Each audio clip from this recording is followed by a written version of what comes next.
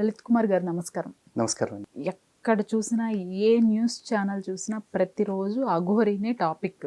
Okay. అంటే ఒక ఆవిడ ఎప్పుడైతే ముత్యాలమ్మ టెంపుల్‌లో ఏదైతే విధ్వంసం జరిగిందో అప్పుడు అక్కడికి వచ్చినప్పటి నుంచి వైరల్ అవుతుంది తను.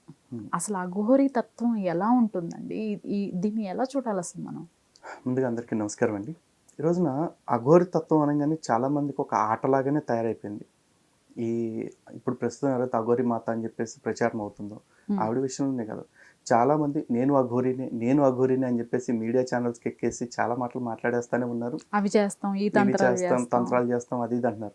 వీళ్ళ బతుకులకి నిజంగా తంత్రాలు అట్లాంటివన్నీ చేసే శక్తే ఉంటే వాళ్ళు ఇక్కడికి వచ్చి కూర్చోరండి. ఫస్ట్ ఆఫ్ ఆల్ వాళ్ళ పని వాళ్ళు చేసుకుంటూ పోతారు. ఎప్పుడైతే విషయం వీక్‌గా ఉంటుందో అలాంటి వాడికే పబ్లిసిటీ పీక్స్‌లో ఉంటుంది. సింపుల్. అండ్ ఇంకోటి అఘోర తత్వం అంటే ఫస్ట్ ఆఫ్ ఆల్ ఇలా బట్టలోడు తీసుకుని బజార్లలో తిరగటం కాదు. నిజంగా అఘోర తత్వాన్ని సాధించిన వాళ్ళు సమాజానికి దూరంగా వెళ్ళిపోయి శ్మశానవాసమో లేకపోతే ఇంకేదన్నా అరణ్యాల్లోనో లేకపోతే పర్వతాల మధ్యలోకి వెళ్ళిపోయి వాళ్ళ ధ్యానం వాళ్ళు చేసుకుంటూ ఉంటారు. లేదంటే వాళ్ళకి సంబంధించిన పూజలు లేకపోతే వాళ్ళ పద్ధతులు ఏవైతే ఉంటాయో అటువంటి పద్ధతుల్లో వాళ్ళ పూజలు వాళ్ళు చేసుకుంటూ ఉంటారు. అండ్ ఈవిడ చెప్తున్నట్టు ఆవిడ నేను భోంచేయను, వారానికి ఒకసారి శవాన్ని తింటాను, ఇట్లా మాటలు మాట్లాడుతున్నారు కదా. శవాన్ని తింటూ వాళ్ళ హాబీ కాదండి. వాళ్ళు రోజు కూర్చొని శవాలు పీక్కుని తినే రకాలు కాదు. అఘోర తత్వాన్ని సాధించిన వాళ్ళు ఇప్పుడు మాకు ఒక గురువుగారు ఉన్నారు, రాజేష్నాథ్ అఘోరి గారు. వారు చాలా స్పష్టంగా చెప్పారు. సంవత్సరానికి ఒక రోజు వాళ్ళకి ఏదో ప్రత్యేకమైన పూజ ఉంటుంది. ఆ రోజు కాలుతున్న శవంలో నుంచి ఒక చిన్న భాగాన్ని తీసుకుని తీసుకుంటారు వాళ్ళు. అది కూడా వాళ్ళకి ఆహారం కింద కాదు, అది ప్రసాదం కింద తీసుకుంటారు. నిజంగా అఘోరతత్వం అంటే ఏంటి అంటే సమాజానికి దూరంగా వెళ్ళిపోయి సంపూర్ణంగా శివారాధనలో నిమగ్నం అయిపోవటము, శివుడికి తమను తాము అర్పించేసుకొని జీవించటము. వీళ్ళందరూ అఘోరీలు అనగానే కొన్ని సినిమాల్లో కూడా చూపించారు. వీళ్ళు ఏదో చేతబడులు భయంకరంగా చేసేస్తూ ఉంటారు, బాణామతులు చేసేస్తారు, లేకపోతే క్షుద్ర ప్రయోగాలు చేసేస్తారు, అది ఇది అని చెప్పేసి అంటారు. అఘోర తత్వం అనే పేరులోనే ఉంది అసలు ఘోరము కానిది అఘోరము అంటేనే. మరి ఈ చేతబడులు బాణామతులు గొడ్లోకి తీసుకుని తిరగటాలు ఇవన్నీ ఘోరాలు కాదంటారా? నిజంగా కూడా చూస్తే సమాజం చాలా చైతన్యవంతమైంది. హిందూ సమాజం స్టార్టింగ్లో ఎప్పుడైతే ఈ అఘోరి మాత అనేవిడ వచ్చేసి నగ్నంగా కూర్చుని ఎట్లా పడితే అట్లా పూజల పేరుతోటి విన్యాసాలు చేస్తూ ఉన్నారు, అవన్నీ చూసి హిందూ సమాజం మొత్తం కూడా ఖండించారు. ఇది కాదు అఘోర తత్వం, ఇది చాలా తప్పని చెప్పారు. కానీ ఎప్పుడైతే కొన్ని మీడియా ఛానల్స్ వాళ్ళ టీఆర్పీస్ కోసం కావచ్చు, వాళ్ళ వ్యూవర్షిప్స్ కోసం కావచ్చు, ఆమెను విపరీతంగా ట్రెండింగ్లోకి తీసుకొచ్చేసి ఇదిగో ఇట్లా గొడ్లొప్పు తీసుకుని కూర్చున్నారు, లేకపోతే బూడిద రాసు కూర్చున్నారు లేదా అంటూ ఆవిడ తన దిగంబరత్వాన్ని ప్రదర్శిస్తున్నాం అనుకుంటున్న ఆవిడ అంటున్నారు.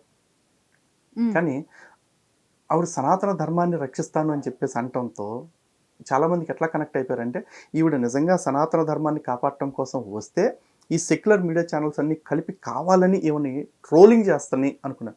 నిజానికి ట్రోలింగ్ చేయటంగా చెప్పాలంటే వీళ్ళంతా కలిసి ఆమెను ట్రెండింగ్లోకి తీసుకొచ్చారు. కానీ వీళ్ళు చాలామంది ఆమెను ట్రోలింగ్ చేస్తున్నారు, సనాతన ధర్మం మీద ఏదో కక్ష కట్టేశారు అనుకొని అప్పటి నుంచి కొంచెం ఆవిడ వైపు సింపతైజ్ చేయటం, పాజిటివిటీ పెరిగి ఆమెను సింపతైజ్ చేయటం మొదలుపెట్టారు. తప్పితే ఆమె చేసిన పని స్టార్టింగ్లో ఎవరు సమర్థించాల. ఈరోజు ఆవిడకి ఏదన్నా కొంచెం సింపతి పెరిగింది, పాజిటివిటీ పెరిగింది అంటే అదంతా కూడా ఈ మీడియా ఛానల్స్ పుణ్యమనే చెప్పాల్సి ఉంటుంది ఖచ్చితంగా. ఇకపోతే ఆవిడ గురించి చాలామంది మాట్లాడుతూ ఉంటున్నారు. మాట్లాడే వాళ్ళలో నెగిటివిటీ నేను చెప్పేసా. ఇప్పుడు ఆవిడ ఏదైతే చేస్తున్నారో అది 100% అఘోరతత్వం కాదు. ఓకే. అండ్ ఇంకోటి అఘోరతత్వం అంటే చక్కగా I-20 కారో ఏదో వేసుకుని దాని నిండా స్కల్ పిక్చర్స్ అంటించేసి దాని మీద లేడీస్ అని రాసుకుని డేంజర్ అని రాసుకుని ఇట్లా విన్యాసాలు చేయరండి. అఘోరని ఫస్ట్ ఆఫ్ ఆల్ వాళ్ళు కారుల్లో తిరుగుతూ బంగ్లాల్లో తిరుగుతూ ఇదంతా చేసుకుంటే అది అఘోరతత్వం కాదు.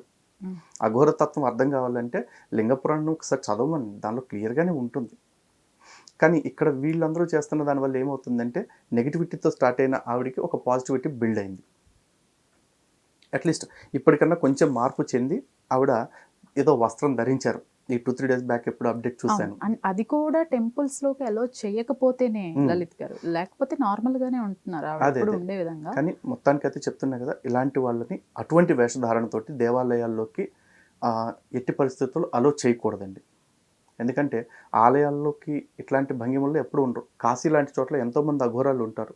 కాశీలో ఎప్పుడు కూడా ఇటువంటి వేషధారణతోటి ఇలా దిగంబరత్వంతో వాళ్ళు ఎవరు ఎప్పుడు గుళ్ళలోకి రారు. కాశీలో కావచ్చు, ఉజ్జయిన్లో కావచ్చు, ఎక్కడా రారు. ఈవెన్ మాకు దీనిలో అఘోర నాగసాధువు అని చెప్పేసి పెట్టుకుంటుంది. అఘోరతత్వం వేరు, నాగసాధువుల పరంపర వేరు.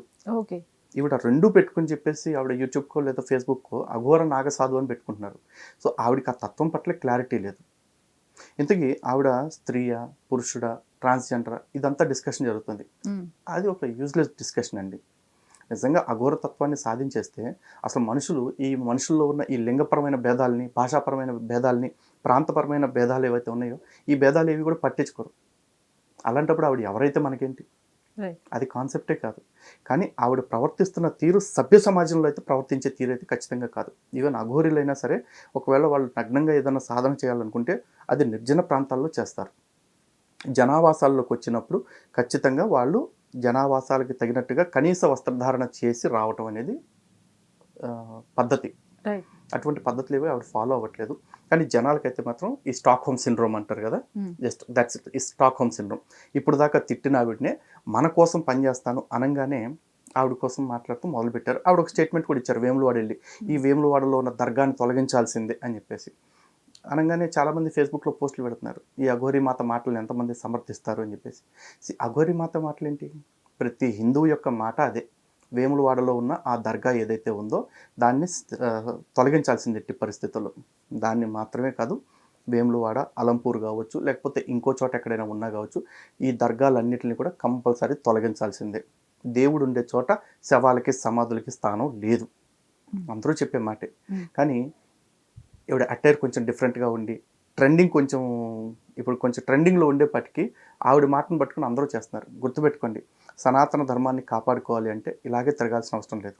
సనాతన ధర్మంలో కాపాడుకునేటప్పుడు చాలామంది నాగసాధువుల్ని, అఘోరీల్ని మీరు చూస్తున్నారు. వాళ్ళకిలాగా వస్త్రధారణ చేసినా కూడా ధర్మం గురించి మాట్లాడవచ్చు. లేదు ఈవిడికి ఏమైనా అతీత శక్తులు ఉంటే కనుక ఆ అతీత శక్తుల్ని ఈ ఛానల్స్ వాళ్ళని కంట్రోల్ చేయడానికి వాడమనండి ఫస్ట్, అప్పుడు చూసుకుందాం మిగతా లెక్కలు.